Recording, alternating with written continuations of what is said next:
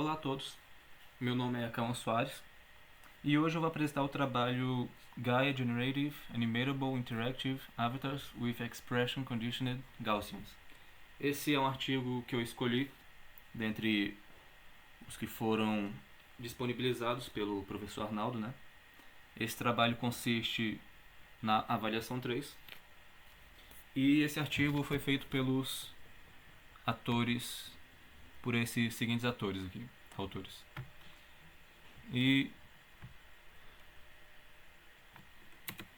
bom, introdução e motivação. Para começar, vamos entender o problema, né? As redes adversárias generativas, ou GANs, já são excelentes para criar rostos estáticos com qualidade fotográfica. Porém, o grande desafio atual é animar esses rostos. A maioria dos métodos atuais sofre com um problema chamado emaranhamento ou entanglement. Isso significa o quê? Isso significa que quando tentamos alterar apenas a expressão facial de um avatar, para fazê-lo sorrir, por exemplo, o sistema ele acaba distorcendo a identidade da pessoa, mudando o formato do rosto ou criando artefatos visuais que são indesejados, né? E o objetivo do Gaia é resolver isso, permitindo que se tenha o controle total da animação, né, sem perder a identidade original. A tecnologia base, que é o 3D Gaussian Splattering. Para atingir esse objetivo, o Gaia combina duas tecnologias fundamentais. Primeiramente, antes de usar métodos de renderização volumétricas lentos, como esses NERFs, que são as nuvens de luz complexas, em vez disso eles adotaram o 3D Gaussian Splattering. Essa técnica ela representa a cena como milhões de pequenas elipses 3D. Isso permite que uma renderização muito mais rápida permite que essa renderização seja muito mais rápida e mais detalhada também. E além disso, eles utilizam o modelo Flame como base geométrica. O Flame é um modelo paramétrico da cabeça humana que serve como um esqueleto, guiando as deformações para garantir que o movimento do avatar seja anatomicamente correto.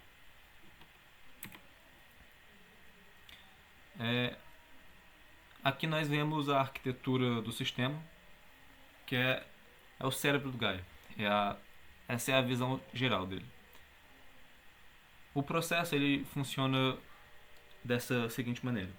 O sistema ele gera os atributos das Gaussians, com uma posição, a cor e opacidade, mapeando-os em mapa UV 2D. E isso é bem inteligente, porque permite usar arquiteturas de geração de imagem 2D que são muito eficientes. O fluxo ele recebe como entrada os parâmetros da câmera, a identidade da pessoa e a expressão desejada. Esses dados passam pelos geradores, né?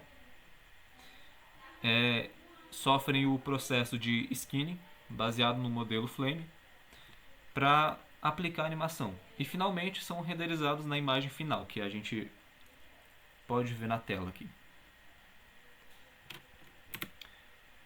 Bom, a inovação central, que é a arquitetura de dois ramos.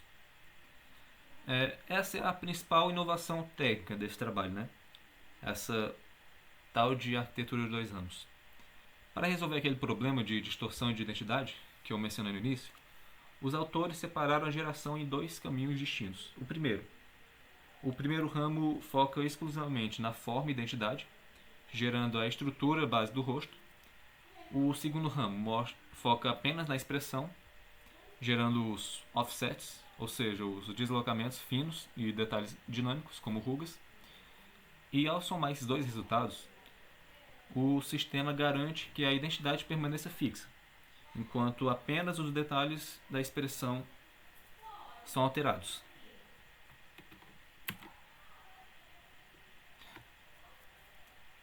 Processo de treinamento.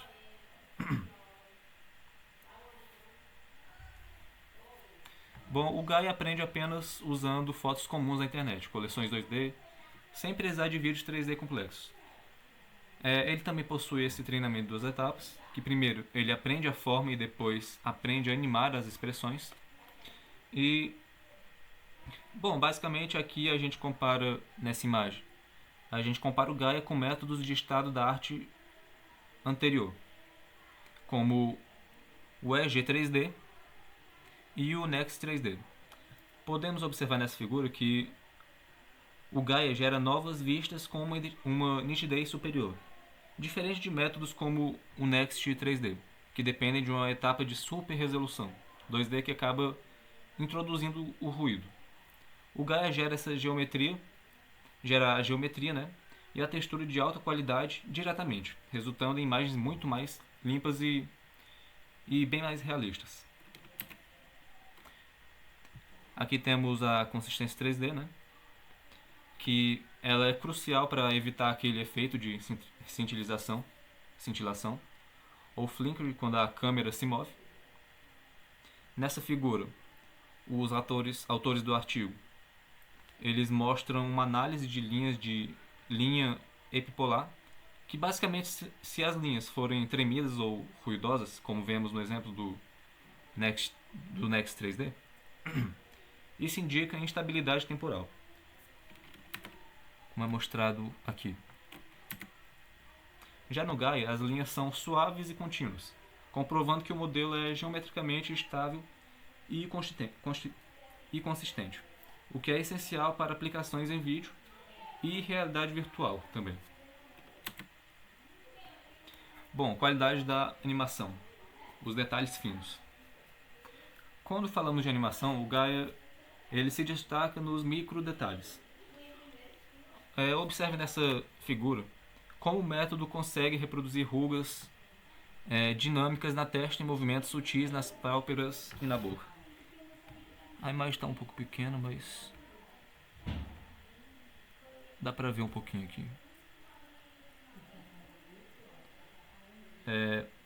Métodos anteriores, como o Next 3D, muitas vezes falham nessas áreas, gerando movimentos borrados ou imprecisos.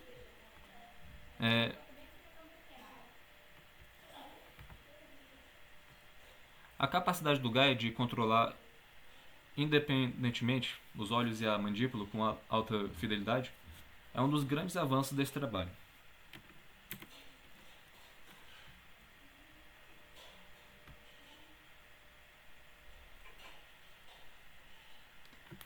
Bom, para provar que a arquitetura proposta era realmente necessária, os autores realizaram um estudo de ablação, mostrado nessa figura. Nas primeiras colunas vemos versões simplificadas do modelo, e é visível que, sem a separação em dois ramos, a identidade do personagem muda drasticamente ao tentar realizar uma expressão. Apenas a versão final, que é essa aqui, que tem o Wars, na última coluna, né? Só ela consegue manter a identidade do ator original, preservada enquanto reproduz fielmente a expressão facial-alvo.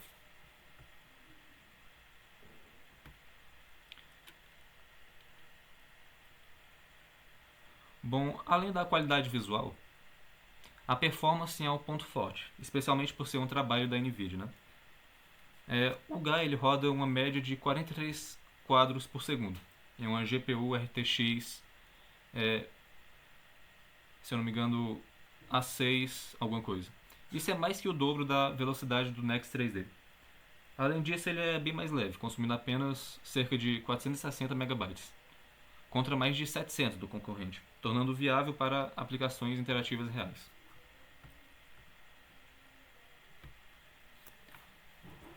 Bom, limitações e futuro. Apesar dos excelentes resultados, o trabalho possui limitações, né, como qualquer outro. O modelo ele foca apenas na cabeça, não simulando a física complexa para cabelos longos, roupas ou acessórios grandes. Detalhes internos da boca, como a língua, também são simplificados. Do ponto de vista ético, os autores reconhecem o risco potencial dessa tecnologia para a criação de deepfakes e enfatizam a necessidade de uso responsável e do desenvolvimento de ferramentas de detecção e autenticação de mídia.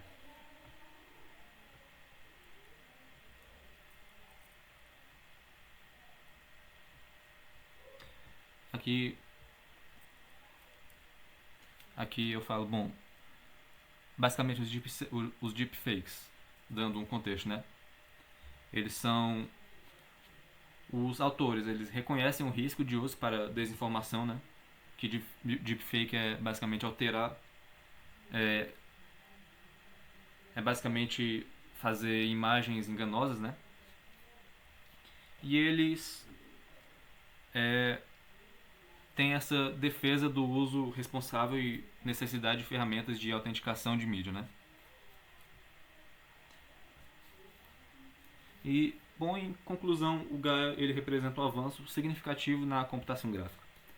Ao unir a eficiência do Gaussian Splitting, né, com a estrutura robusta do modelo Flame, e uma arquitetura inovadora de dois ramos, ele vai entregar avatares que são, ao mesmo tempo que fotorrealistas e totalmente controláveis, ele vai entregar um modelo bastante útil e bastante viável no mercado. E este é um passo fundamental para o futuro da telepresença, jogos e interações no metaverso. E, bom, era isso. Obrigado pela atenção.